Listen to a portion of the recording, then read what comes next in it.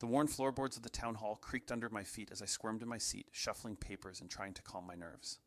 I glanced around the cramped room, dimly lit by flickering fluorescent bulbs.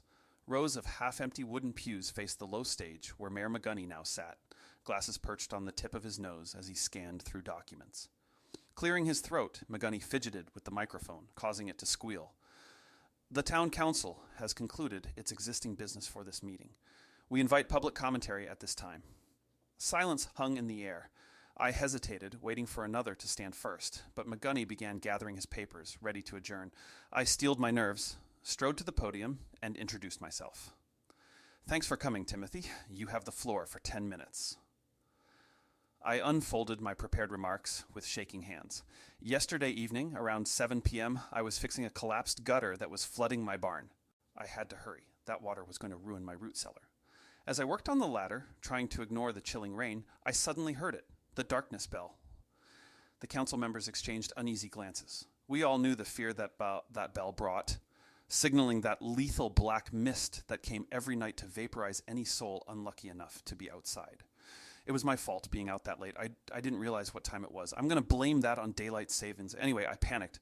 Then I started going down the ladder to try and get back to the house. Looking at the ground, right at the base of my ladder, I saw it. A swirling black cloud of fur and smoke bubbling up from the ground. The darkness. The same darkness that took my wife Maddie. My voice caught in my throat at the memory.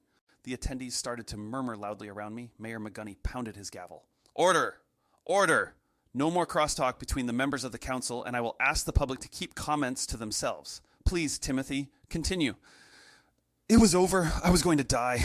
I was shaking so bad that I dropped my nail gun and it landed right into a deep puddle, triggering violent sparks. When I looked again, the darkness was engulfed in blue lightning, screaming before disappearing completely. Chaos erupted in the chamber. Neighbors I had known my whole life bellowed at me in anger. Miss Harper, my childhood piano teacher, looked ready to lunge from her seat. Mayor McGunny smashed the gavel repeatedly, trying to regain order. They aren't invincible. I have a plan, I shouted. Their reaction stunned me. I had survived the darkness. That should give us hope. Instead, I was met with rage and accusations of lies. Liar! You're going to get us all killed. The mayor's pulled the microphone close to his mouth to try and speak over the din. Timothy, I'm afraid your time is up. This meeting is adjourned. Clutching my notes, I backed out of the angry crowd and exited the chamber. I was really hoping to get some help, but I guess I'm going to have to do this alone. For my Maddie.